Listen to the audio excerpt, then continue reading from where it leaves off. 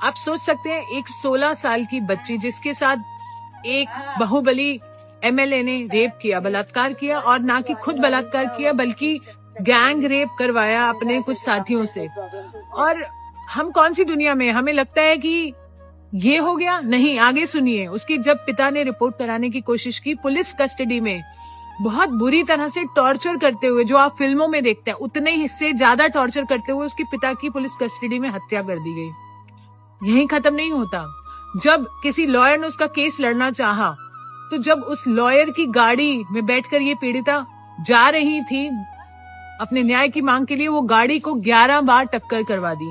11 बार टक्कर खाने से उस गाड़ी में बैठे 4 सदस्य थे, जिसमें से 3 की ऑन स्पॉट डेथ हो गई, लॉयर की, इसकी मासी की, इसकी बुआ की, और ये बच्ची बच गई। आपकी रूह कांप उठेगी। और ये बच्ची कैसे बची है, मैंने इसको अस्पताल में तब देखा है जब ये क्रिटिकल केयर में थी 7 साल पहले, और उठ नहीं पा रही थी, वेंटिलेटर पर थी। 6 महीने जब वो उस वेंटिलेटर आईसीयू में रही, उसके बाद उसने अपनी हिम्मत जुटाई और अपना केस लड़ना चाहा।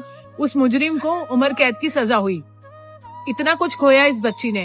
अपनी लाइफ को नॉर्मल करने लगी थी, अभी शादी की और कोशिश कर रही थी नॉर्मल होने की। हम उसके साथ थे इतने साल से, और अब क्या हुआ आप सुन के हैरान हो जाएंगे। उस आरोपी को बरी कर दिया गया। आप सुन पा रहे हैं, उसे बरी कर दिया गया।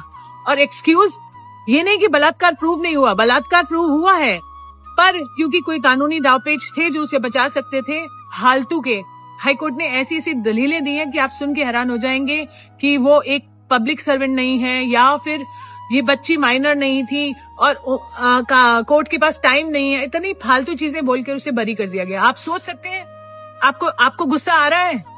अगर नहीं आ रहा तो आना चाहिए, क्योंकि बेटियां हमारे सबके घर में है, और ये हिंदुस्तान की बेटियों की बात कर रहे हैं हम। मैं तो आक्रोशित हूँ और तब से इस बेटी के साथ हूँ, जब से उसने कोर्ट में मुझे बताया कि दीदी मेरे साथ ऐसा हुआ, और मैं तभी से उसके साथ हूँ। क्या देश उसके साथ है? अगर नहीं है तो आप मर चुके हैं, अगर है तो आप सपोर्ट कीजिए, क्योंकि मुझे मालूम है ठंड का समय है, लोग नहीं आ सकते प्रोटेस्ट के लिए। अगर आप नहीं आना चाहते तो नहीं आइए, कोई बात नहीं, कम से कम वीडियो शेयर कीजिए, लोगों को जगाइए और बताइए कि ऐसी दरिंदगी हमारे देश में हो रही है और अपने बेटियों के साथ भी हो सकती है।